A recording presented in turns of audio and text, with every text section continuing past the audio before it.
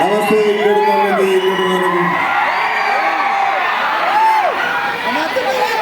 అందరికీ నమస్తే. Almost 1 year అయిపోయింది చూసి.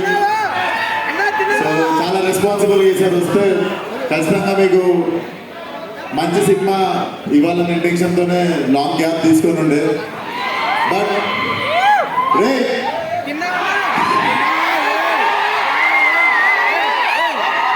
నేను ఇక్కడ లేనంత వరకేరా, నేను ఇక్కడ లేను.